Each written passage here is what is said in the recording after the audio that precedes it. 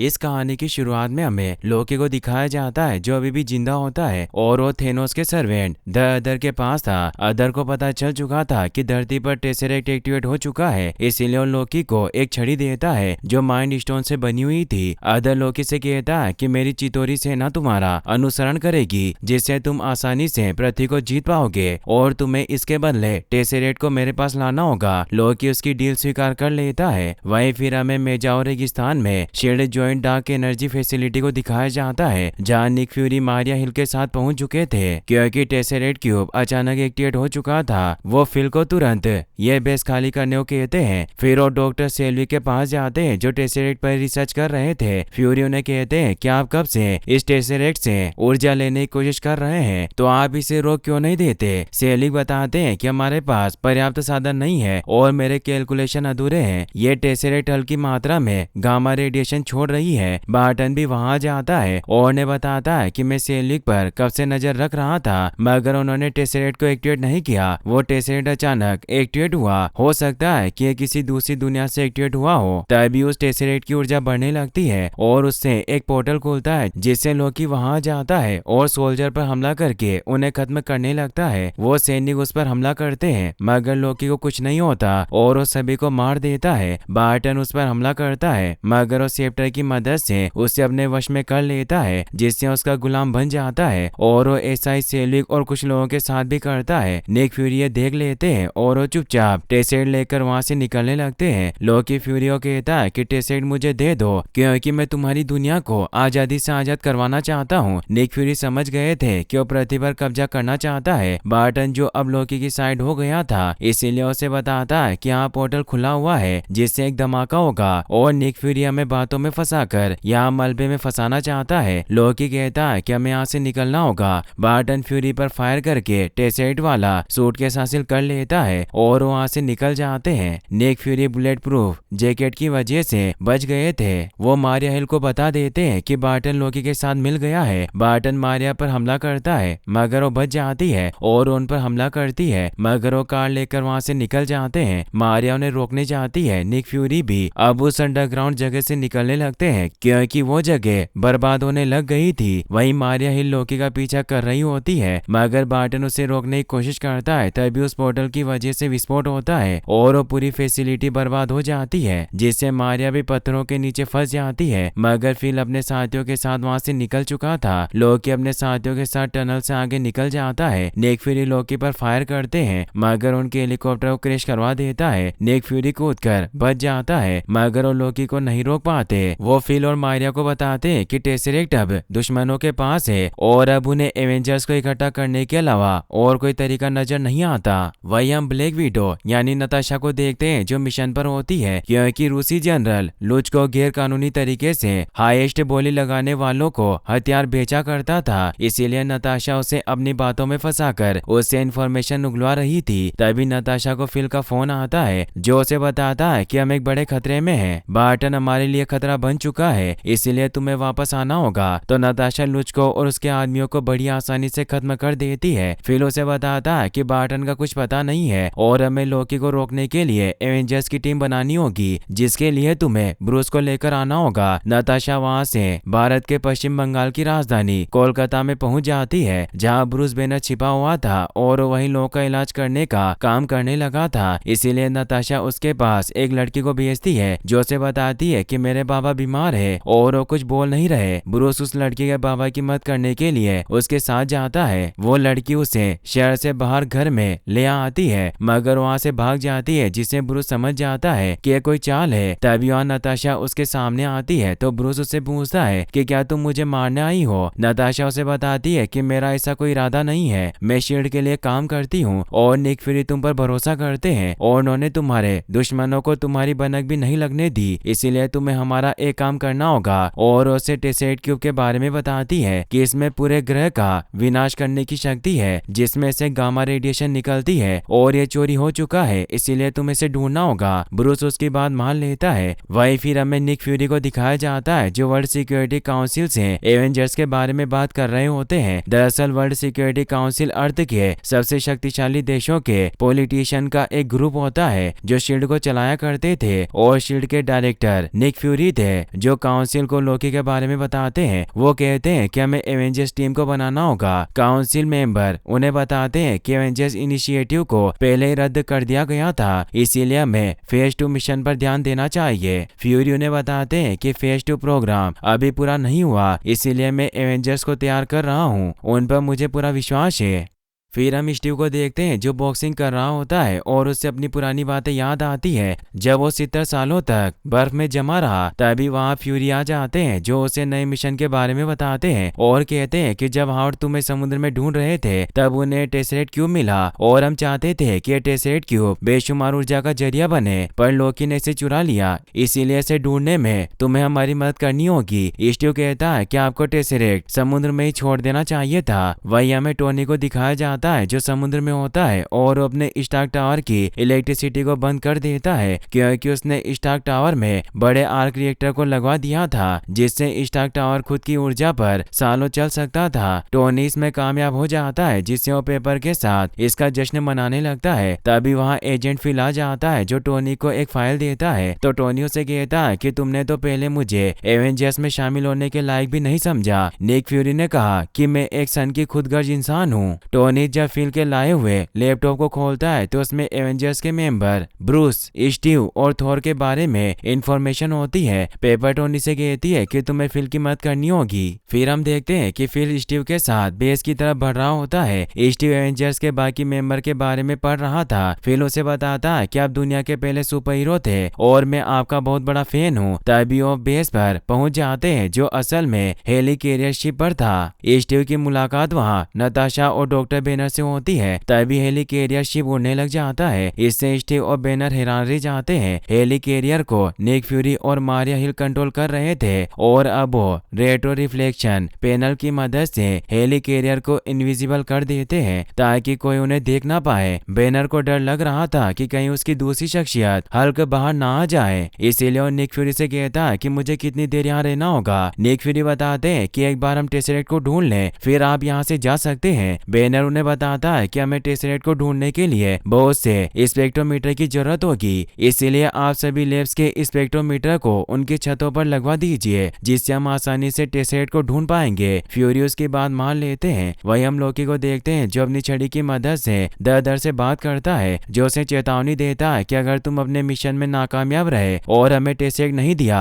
तो तुम्हारा बहुत बुरा हाल होगा। लोकी सेलिक और बार्टन से काम करवाने लग जाता है क्योंकि उसे अपनी चितौरी सेना को यहाँ लाने के लिए बहुत बड़ा पोर्टल खोलने की जरूरत थी। सेलिक इसी काम पर लगे हुए थे। सेलिक को इरिडियम की जरूरत थी, इसीलिए वो बार्टन को उसे लाने के लिए कहते हैं जो एक न्यूक्लियर साइंटिस्ट हेनरिक के पास था। बार्टन कहता है कि बहुत मुश्किल है तो लोकी कहता है कि हम उसे हासिल कर लेंगे और वहाँ से जर्मनी के स्टटगार्ट में पहुंच जाता है जहाँ एक पार्टी चल रही थी। वही हेली कैरियर में भी निक फ्यूरी के आदमियों को सैटेलाइट से पता चल जाता है कि लोकी जर्मनी में है। निक फ्यूरी कैप्टन को वहाँ जाने के ऑर्डर देते हैं। कैप्टन अपना सूट पहनने चला जाता है जिसे अब फिल ने काफी अच्छा डिजाइन कर दिया था। वहीं बार्टन सिक्योरिटी ऑफिसर को मार रहा होता है और लोकी हेनरिक पर हमला कर देता है और उसकी आंख को अपने डिवाइस की मदद से फोड़ देता है जिससे वो डिवाइस उसकी ऑय बॉल को स्कैन कर लेता है जिसकी मदद से बार्टन सीक्रेट लॉकर को खोल देता है और इरिडियम को हासिल कर लेता है। अब वहाँ मौजूद सभी लोग लोकी के हमले की वजह से भागने लगते हैं। लोकी अपने कई सारे रूप बना लेता है और सभी लोगों को रोककर कहता है कि हमारे आगे घुटने टेको। सभी उसके सामने झुक जाते हैं। लोकी उन सभी से कहता है कि यही तुम सभी इंसानों की असलियत है कि तुम्हें गुलामी की आरजू है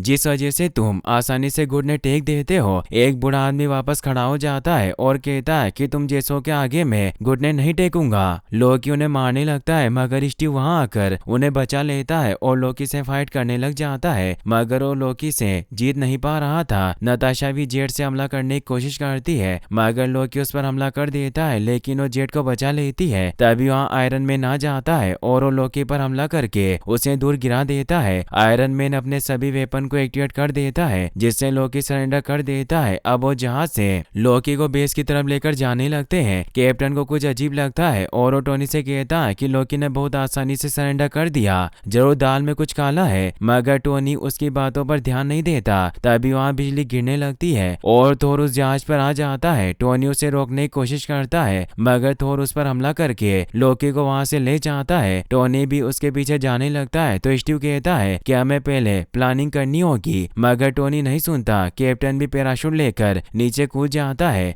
थोर लोकी को एक जगह लाकर उसे पूछता है कि टेसरेट कहाँ है, क्योंकि टेसरेट की मदद से थोर लोकी को वापस एसगार्ड ले जा सकता था मगर लोकी कुछ नहीं बताता।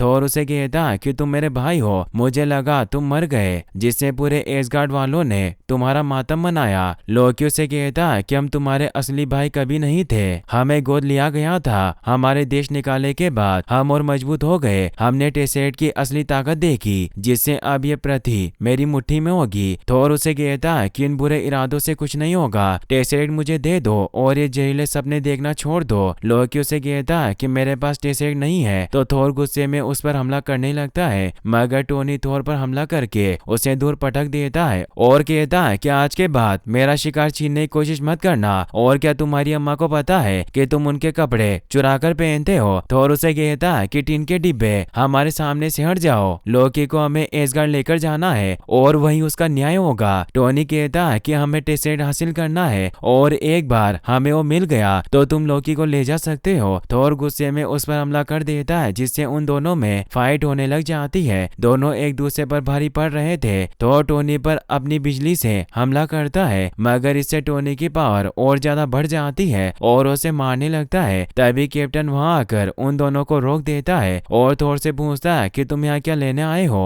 थोर कहता है कि हम सिर्फ लोकी के बुरे इरादों को खत्म करना चाहते हैं। कैप्टन कहता है कि तुम्हें इस बात को साबित करना होगा, अपने हैमर को नीचे रख दो। टोनी कहता है कि हथौड़े के बिना इसकी कोई औकात नहीं। थोर उसे हिट करके दूर फेंक देता है और गुस्से में कैप्टन से कहता है कि तुम्हारी हिम्मत कैसे हुई जो तुमने हमें हथौड़ा नीचे रखने को कहा, और उस पर हमला करता है। कैप्टन अपनी शील्ड से खुद को प्रोटेक्ट करता है। उस हथौड़े के शील्ड से टकराने से एक जोरदार एनर्जी निकलती है जिससे वहाँ बहुत बड़ा धमाका होता है और वो दोनों दूर गिर जाते हैं। स्टीव थोर से कहता है कि हमें इस तरह तमाशा नहीं करना चाहिए और अब वो लोकी को बंदी बनाकर हेली कैरियर में ले आते हैं जहाँ निक फ्यूरी लोकी को एक खास सेल में बंद कर देते हैं और उसे बताते हैं कि अगर तुमने यहाँ से भागने की कोशिश की और इस सेल को जरा सा भी छुआ तो तुम इस पिंजरे के साथ सीधे 30,000 फीट नीचे गिरा दिए जाओगे, इसीलिए हमें टेसरेट दे दो। लोकी ने कहता है कि तुम्हें उस टेसरेट की पावर का जरा सा भी अंदाजा नहीं था, उसमें बेशुमार ताकत थी पर तुम उसे कभी न खत्म होने वाली ऊर्जा का जरिया बनाने वाले थे, इसीलिए अब मैं तुम्हें बताऊंगा कि असली ताकत क्या है। स्टीव थोर से पूछता है कि लोकी का क्या प्लान है। थोर बताता है कि लोकी के पास चितोरी नाम की फौज है जो उसकी पृथ्वी जीतने में मदद करेगी और इसके बदले में वो लोकी से टेसरेट ले लेंगे। ब्रूस इसे समझ जाता है कि लोकी सेल्वी की मदद से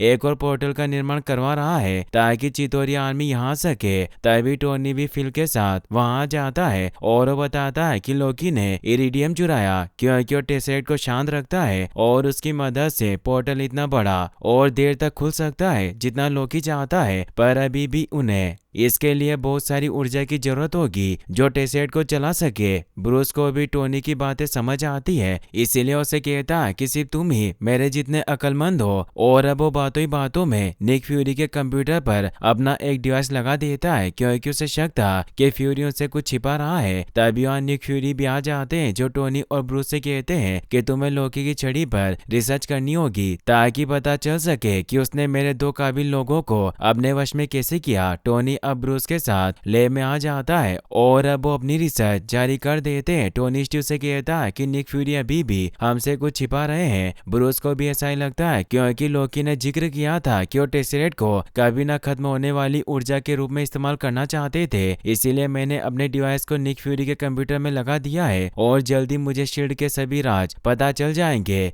स्टीव भी इन सब बातों की सच्चाई जानने के लिए फेज 2 रूम में आ जाता है जहाँ फेज 2 मिशन की सभी चीजें रखी हुई थी। वहीं निक फ्यूरी थोर के पास आते हैं और से कहते हैं कि मुझे लगता है कि लोकी ने जानबूझकर अपने आप को जहाज में कैद करवाया है। नताशा भी अब लोकी के सेल के बाहर पहुंच जाती है जहां लोकी से बार्टन के बारे में पूछती है और उससे अपनी स्टोरी सुनाती है कि मैं शील्ड के बुरे लोगों की लिस्ट में आ चुकी थी, इसीलिए बार्टन को मुझे मारने भेजा गया मगर उसने मुझे नई जिंदगी दी। और वो बातों ही बातों में पता कर लेती है कि लोकी ब्रूस की दूसरी शख्सियत हल्क से इस शिप को बर्बाद करवाना चाहता है। वहीं निक फ्यूरी को पता चल जाता है कि टोनी ने उनके सिस्टम सिस्टम में वायरस छोड़ा है, इसीलिए वो टोनी के पास आते हैं और उन्हें कहते हैं कि मैंने तुम्हें टेसेट का पता लगाने को कहा था। ब्रूस उन्हें बताता है कि मैं गामा सिग्नल को ट्रेस कर रहा हूँ और जल्दी हमें टेसेट की लोकेशन का पता चल जाएगा। तभी टोनी को उनके सिस्टम से फेज 2 प्रोग्राम के बारे में पता चलता है। कैप्टन को भी फेज 2 के हथियार मिल चुके थे जिन्हें निक फ्यूरी के पास ले आता है और टोनी और बाकी सभी को बताता है कि निक फ्यूरी फेज 2 मिशन में टेसेट का यूज करके हथियार बनाने की कोशिश कर रहे थे। तो सभी इससे निक फ्यूरी पर भड़क जाते हैं। नताशा भी वहां जाती है जो ब्रूस से कहती है कि लोकी तुम्हें यूज करना चाहता है। ब्रूस कहता है कि मैं यहाँ से कहीं नहीं जाऊंगा और मैं जानना चाहता हूँ कि शील्ड टेसेट का यूज करके विनाशकारी हथियार क्यों बना रही है। निक फ्यूरी बताते हैं कि यह सब थोर की वजह से है, क्योंकि पिछले साल जब ये धरती पर आया तो इसके झगड़े की वजह से एक छोटा सा शहर पूरा बर्बाद हो गया, जिससे हमें एहसास हुआ कि इस दुनिया में सिर्फ हम ही नहीं है और दूसरी दुनिया के पास हमसे ज्यादा फौजी ताकत है। थोर उन्हें कहता है कि आपने टेसेट के साथ छेड़खानी की, जिससे लोकी और उसके साथियों की नजर उन पर पड़ी। निक फ्यूरी कहते हैं कि हमारे पास टेसेट से पावरफुल हथियार बनाने के अलावा कोई और ऑप्शन नहीं था, इससे हम अपनी दुनिया को बचा सकते थे। सभी आपस में झगड़ने लगते हैं। तभी हम देखते हैं कि बार्टन लोकी के प्लान के मुताबिक कुछ गुंडों के साथ हेली कैरियर में पहुंच जाता है और वो हेली कैरियर के एक इंजन को अपने एरो से बर्बाद कर देता है, जिससे लैब में भी धमाका होता है और सभी दूर घिर जाते हैं। मारिया फ्यूरी को बताती है कि इंजन 3 बंद हो चुका है, इसीलिए हमें जल्दी उसको ठीक करना होगा। फ्यूरी टोनी से कहते हैं कि तुम वहां जाकर उसे कुछ भी करके ठीक करो, क्योंकि अगर एक और इंजन बंद हुआ तो हम सीधे नीचे गिर जाएंगे। नताशा और ब्रूस एक साथ नीचे तहखाने में गिर गए थे। अब बैनर के गुस्से की वजह से वो हल्क में ट्रांसफॉर्म हो जाता है और वो नताशा पर हमला करने लगता है, क्योंकि नताशा ही उसे यहाँ लेकर आई थी। नताशा उससे बचकर भागने लगती है। लोकी को भी हल्की आवाज सुनाई दे जाती है और वो खुश होता है कि उसका प्लान काम कर गया। टोनी अपना सूट पहनकर स्टीव के साथ इंजन 3 पर पहुंच जाता है। टोनी को पता चलता है कि टरबाइन सही है, पर उसमें मलबा फंस गया है, इसीलिए टोनी उसे हटाने जाता है और वो स्टीव से कहता है कि सर्किट के पास मौजूद रेड लीवर को मेरे कहने पर ऑन करना होगा, जिससे स्पीड नहीं पकड़ेगा और मैं सेफली इस टरबाइन को धक्का देकर स्टार्ट कर पाऊंगा। वही नताशा हल्क के हमले से गिर जाती है और हल्क उसे मारने वाला होता है कि तभी थोर हल्क को दूर गिरा देता है, जिससे अब वो दोनों फाइट करने लग जाते हैं। थोर अपने हैमर से हल्क को मारता है। हल्क उस हैमर को पकड़ लेता है, मगर वो वर्दी ना होने की वजह से दूर गिर जाता है और वो हैमर को नहीं उठा पाता।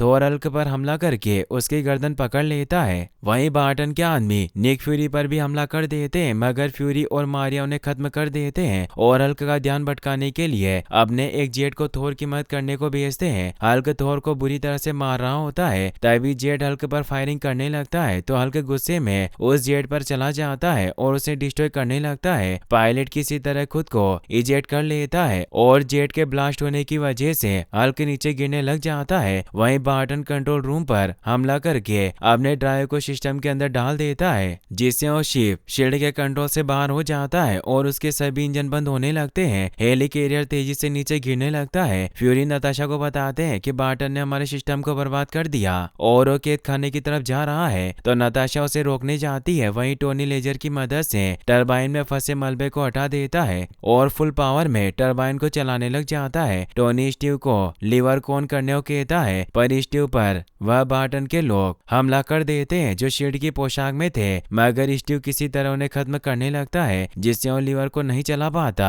वहीं थोर लोकी की सेल के पास पहुंचता है, मगर वो आजाद हो चुका था। थोर उसे रोकने की कोशिश करता है, मगर ये लोकी की चाल थी और खुद उस सेल में कैद हो जाता है और लोकी उस पूरे सेल को नीचे फेंकने वाला बटन प्रेस करने लगता है, लेकिन तभी वहाँ फिल आ जाता है जो एक खास गन को लेकर आया था। वो लोकी को बताता है कि जब तुमने पिछली बार हमारी दुनिया में डिस्ट्रॉयर रोबोट को भेजा, तब हमने इस गन के प्रोटोटाइप पर काम किया था, इसीलिए मैं भी नहीं जानता कि यह गन क्या करती है और उसे एक्टिवेट करता है। मगर लोकी धोखे से फिल के पीछे अपनी छड़ी घोंप देता है। थोर को गुस्सा आता है, पर वो कुछ नहीं कर सकता था और अब लोकी थोर को सेल के साथ ही हेली कैरियर से नीचे गिरा देता है और वहां से जाने लगता है। फिल उसे कहता है कि तुम जीत नहीं पाओगे, हारना ही तुम्हारी आदत है। तभी और डिस्ट्रॉय गन एक्टिवेट होती है और उसके हमले से लोकी दूर गिर जाता है। वहीं नताशा भी बार्टन पर हमला कर देती है, जिससे उन दोनों में फाइट होने लगती है, मगर नताशा बार्टन के सर को तेजी से लोहे से टकराकर उसे बेहोश कर देती है। वहीं टोनी अपनी फुल स्पीड से अभी भी टरबाइन को मूव कर रहा होता है, जिससे शिप वापस से उड़ने लग जाता आता है टोनी कैप्टन को लीवर चलाने को कहता है, मगर वो नीचे वायर से लटक गया था,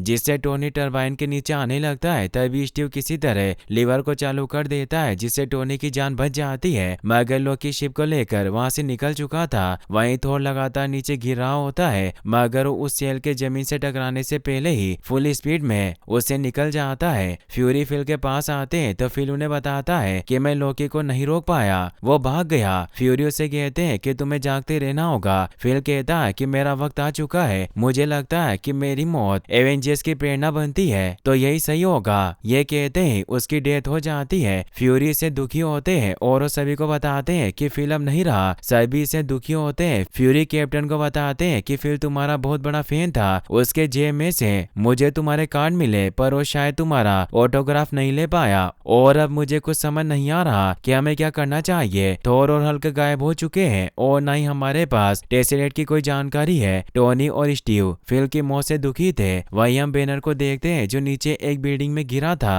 और वो अब नॉर्मल हो चुका था। एक गार्ड उसे बताता है कि जब तुम आसमान से गिरे तो तुम हरे राक्षस की तरह थे, पर यहाँ आसपास कोई नहीं था जिससे किसी की जान को खतरा नहीं हुआ, और वो उसे पहनने के लिए कपड़े देते हैं। ब्रूस उन्हें थैंक्स कहता है। वहीं बार्टन को हेलीकैरियर में ही पकड़ कर रखा होता है। नताशा उसके पास थी। नताशा बार्टन को बताती है कि मैंने तुम्हारे दिमाग को जोर से हिट करके रीसेट किया, जिससे तुम लोकी के वश से बाहर आ गए, और उससे पूछती है कि क्या तुम जानते हो कि लोकी कहाँ है, पर उसे कुछ पता नहीं होता। वहीं टोनी और स्टीव समझ जाते हैं कि लोकी हम सभी में फूट डालने की कोशिश कर रहा है ताकि हम सब उस पर हमला करें और वो हम सभी को खत्म कर सके, क्योंकि वो खुद को एक स्टार समझता है। वो चाहता है कि लोग उसकी पूजा करें। उसे बहुत ऊंचा टावर चाहिए जिस पर उसका नाम लिखा हो। इससे उन दोनों को समझ आता है कि लोकी स्टार्क टावर पर गया होगा, क्योंकि वो आर्क रिएक्टर से ही टेसरेट को ऊर्जा दे सकता है। वही हम स्टार्क टावर को देखते हैं जहाँ सेल्विक ने अपना पूरा सेटअप तैयार कर लिया था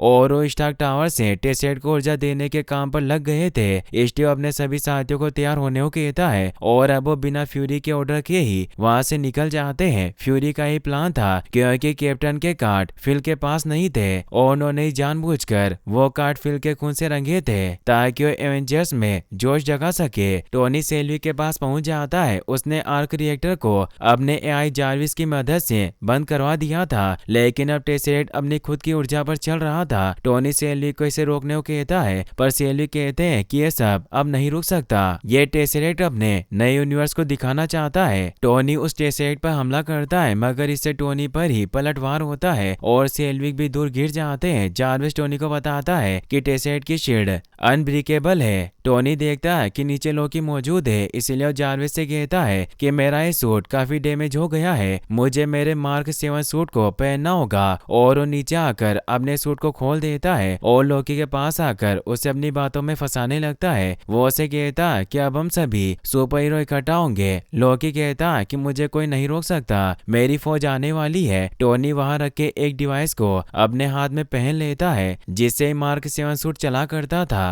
लोकी टोनी से कहता है कि मैं तुम्हें अपनी तरफ कर लूंगा और अपनी छड़ी से टोनी को काबू करने लगता है, लेकिन आर्क रिएक्टर होने की वजह से वो ऐसा नहीं कर पाता। तो लोकी गुस्से में टोनी पर हमला कर देता है और उसे नीचे फेंक देता है। टोनी नीचे गिरने लगता है, लेकिन तभी टोनी का मार्क 7 सूट बाहर आ जाता है और उड़ते हुए ही टोनी की बॉडी में फिट हो जाता है, जिससे टोनी की जान बच जाती है। टोनी लोकी पर हमला करके उसे गिरा देता है, मगर तभी टेसरेट की वजह से दूसरी दुनिया का पोर्टल खुलने लगता है और चितोरी आर्मी वहां आने लग जाती है। टोनी अपने वेपन से उन्हें खत्म करने लगता है, मगर उनकी संख्या बढ़ती जा रही थी और उनके पास एडवांस हथियार थे। चितोरी आर्मी पूरे शहर में तबाही मचाना स्टार्ट कर देती है, जिससे चारों तरफ अफरा तफरी मच जाती है। लोग इधर उधर भागने लगते हैं। थोर भी अब लोकी के पास पहुंच जाता है और उसे टेसरेट बंद करने को कहता है। लोकी कहता है कि अब ये नहीं रुकेगा, अब सिर्फ जंग होगी, और वो दोनों लड़ने लग जाते हैं। अब बाकी के एवेंजर्स भी वहां जाते हैं, मगर लोकी उनके जेट पर हमला करके उसे क्रैश करवा देता है। बार्टन किसी तरह शिप को नीचे लैंड करवाता है और अब वो बाहर आ जाते हैं, मगर तभी वहां और ज्यादा चितोरी आर्मी अपने लेविथानस क्रिएचर के साथ आने लग जाती है, जिससे चारों तरफ और ज्यादा तबाही हो रही थी। तो लोकी से कहता है कि तुम्हारे राज करने से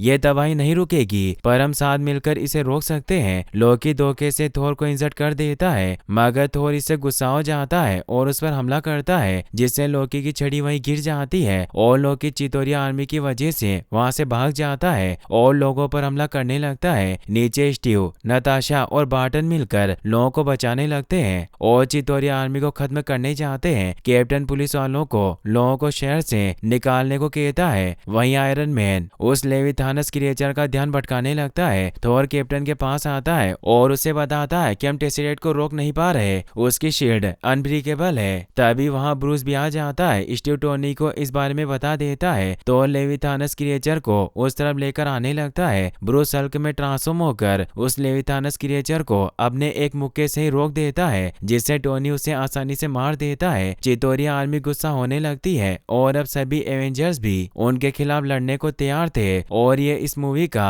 बेस्ट आइकॉनिक सीन होता है जहाँ सभी एवेंजर्स एक साथ थे। लोकी भी ये सब देख रहा होता है और वो मदद के लिए अपनी और टुकड़ियों को वहाँ बुला लेता है। स्टीव सभी साथियों से कहता है कि जब तक हम पोर्टल बंद ना कर दें हमें चितोरिया आर्मी को रोकना होगा। टोनी बार्टन को अपने साथ ऊपर लेकर जाता है जहाँ से वो चितोरिया आर्मी को रोकने लगता है और थोर अपनी बिजली से चितोरिया आर्मी को खत्म करने लगता है। हल्क भी गुस्से में सभी चितोरी शिप और क्रिएचर को खत्म करने लग जाता है। नताशा एक चितोरी शिप पर पहुंच जाती है और उसको किसी तरह कंट्रोल करके ऊपर जाने लगती है। वहीं थोर और हल्क मिलकर सभी लेविथानस क्रिएचर को मार रहे होते हैं। हल्क एक क्रिएचर को मारने के बाद थोर पर भी हमला करके उसे दूर गिरा देता है। वहीं हम सेल्वी को भी देखते हैं जो गिरने की वजह से लोकी के वजह से बाहर आ गए थे। वहीं बैग में चितोरिया आर्मी ने कई लोगों को घेर रखा था मगर स्टीव वहां आकर सभी को बचा लेता है और अब आर्मी भी शहर में पहुंच गई थी जो भी उनकी मदद करने लगती है। निक फ्यूरी भी हेली कैरियर में ये सब देख रहे होते हैं। तभी काउंसिल उनसे कांटेक्ट करती है और उन्हें बताती है कि हमने फैसला लिया है कि हम चितोरी सेना को खत्म करने के लिए न्यूयॉर्क सिटी के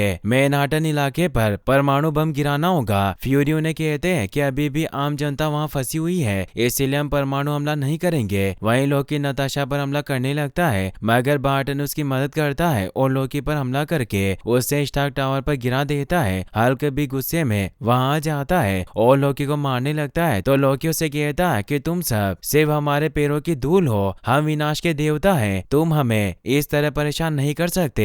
हल्क गुस्से में उसे पटक पटक कर मारने लग जाता है जिससे लोकी बुरी तरह इंजर्ड हो जाता है। नताशा अब सेल्वी के पास पहुंच जाती है। सेल्वी को से बताते हैं कि हम लोकी की शाही छड़ी से ही इस पोर्टल को बंद कर सकते हैं और वो शाही छड़ी नीचे पड़ी है। वहीं काउंसिल टीम कमांडर फ्यूरी के मना करने के बाद भी एक जेट को परमाणु हमला करने की परमिशन दे देते हैं, इसीलिए वो टेक ऑफ करने लगता है। एक प्लेन को तो फ्यूरी रोक देते हैं पर वो दूसरे प्लेन को नहीं रोक पाते जो शहर की तरफ मिसाइल छोड़ देता है। इसीलिए वो टोनी को बताते हैं कि 3 मिनट में एक मिसाइल सीधे शहर की तरफ आ रहा है। टोनी उस तरफ निकल जाता है पर उसके सूट में अब कम पावर बची थी। वहीं स्टीव और बाकी सभी अभी भी चितोरी सेना से लड़ रहे थे पर अब वो कमजोर होते जा रहे थे। नताशा टेसेट से बने पोर्टल को बंद करने लगती है और इस बारे में सभी को बताती है तो टोनी उसे ऐसा करने से मना करता है और बताता है कि एक न्यूक्लियर मिसाइल शहर की तरफ आ रही है, इसीलिए मुझे उसे इस पोर्टल में भेजना होगा। और टोनी उस मिसाइल को अपने ऊपर उठाकर पोर्टल की तरफ लेकर जाने लगता है। टोनी आखिरी बार पेपर को फोन लगाता है क्योंकि उसे लगता है कि वो नहीं बच पाएगा। पेपर भी न्यूज में ये नजारा देख रही होती है जिससे वो फोन नहीं उठाती। टोनी अपने सूट की पूरी पावर से उस मिसाइल को पोर्टल से स्पेस में ले आता है जहाँ पूरी चितोरी आर्मी थी। उस मिसाइल के चितोरी आर्मी के बड़े शिप से टकराने की वजह से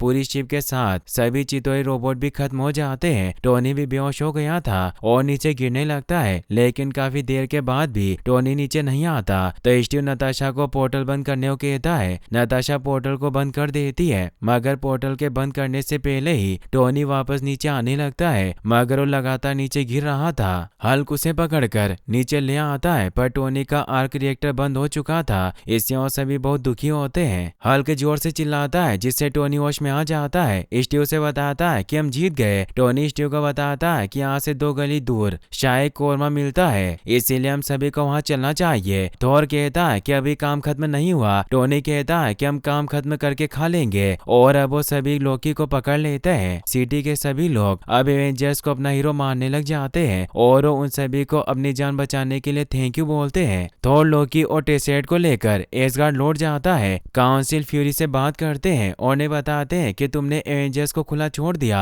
पर वो खतरनाक है। निक फ्यूरी कहता है कि यह पूरी दुनिया जानती है कि एवेंजर्स खतरनाक है और अब सभी एवेंजर्स एवेंजर्स अपने अपने रास्तों पर निकल जाते हैं। निक फ्यूरी मारिया को बताते हैं कि जब भी हमें एवेंजर्स की जरूरत पड़ेगी वो वापस जरूर लौटेंगे। और इसी के साथ ये फिल्म यहीं पर खत्म हो जाती है, मगर फिर हमें इसके एंड क्रेडिट सीन को दिखाया जाता है जहाँ सभी एवेंजर्स लड़ाई के बाद साथ में खाना खा रहे थे। गाइस, अगर आप आयरन मैन के और वीडियो देखना चाहते हैं तो एंड स्क्रीन पर क्लिक करके आप इन वीडियोस को भी वॉच कर सकते हैं। और आपका फेवरेट हीरो कौन सा है मुझे कमेंट बॉक्स में बताना ना भूलें। साथ ही इस वीडियो को लाइक और चैनल को सब्सक्राइब करने के लिए आपका तहे दिल से शुक्रिया। Thanks for watching.